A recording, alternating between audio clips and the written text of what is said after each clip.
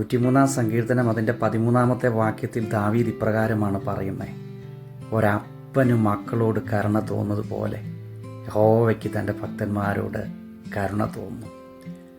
അതേ പ്രിയപ്പെട്ടവരെ, ആണ്ടിൻ്റെ ആരംഭം മുതൽ ഈ നിമിഷം വരെ അത്ഭുതകരമായി, അതിശയകരമായി കർത്താവ് നമ്മളെ ഓരോരുത്തരെയും കാത്തുപരിപാലിച്ചു. നമ്മുടെ ആവശ്യങ്ങളിൽ കൂടെയിരുന്നു.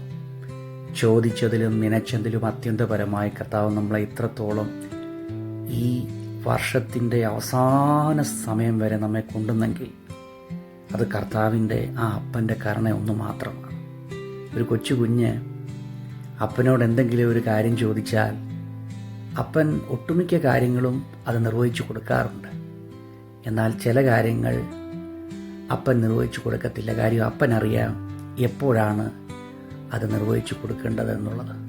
ഈ ലോകത്തിലെ അപ്പൻ്റെ സ്നേഹം അങ്ങനെയാണെങ്കിൽ നമ്മുടെ കർത്താവ് ചില വിഷയത്തിന്മേൽ കണ്ണടച്ചു എന്ന് നമ്മൾ തോന്നുന്നുണ്ടോ?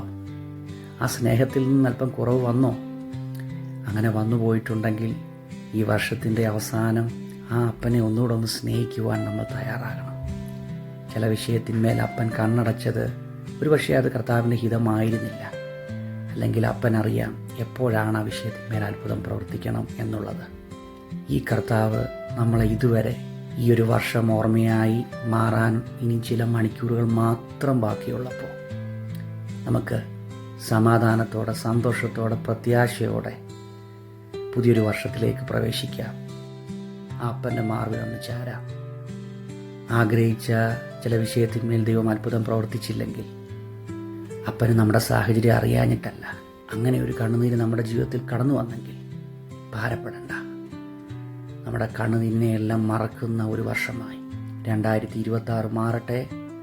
ആ ഒരു വർഷത്തിലേക്ക് പ്രതീക്ഷയോടെ, പ്രത്യാശയോടെ നമുക്ക് പ്രവേശിക്കാം. സമാധാനവും സന്തോഷവും നിറഞ്ഞൊരു വർഷത്തിലേക്ക് നമുക്ക് കാലുകുത്താൻ കർത്താവ് സഹായിക്കട്ടെ.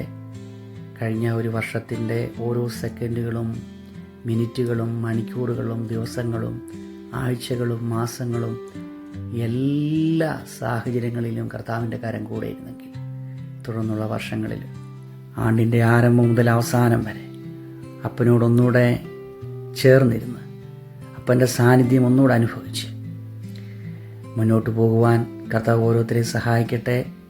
ഈ 2025 ജീവിതത്തിൽ പ്രതീക്ഷിക്കാത്ത ചില തിരിച്ചടികൾ നേരിട്ടെങ്കിൽ, ചില ഭാരങ്ങൾ, പ്രയാസങ്ങൾ, ദുഃഖങ്ങൾ, നെടുവീർപ്പുകളൊക്കെ വന്നെങ്കിൽ ഭാരപ്പെടേണ്ട. അതിനെയൊക്കെ മറക്കുന്ന ഒരു വർഷമായി 2026 മാറും. പ്രതീക്ഷയോടെ, ആവലോടെ നമുക്ക് കാത്തിരിക്കാം. കർത്താവ് നിങ്ങളെല്ലാവരെയും ധാരാളമായി അനുഗ്രഹിക്കട്ടെ.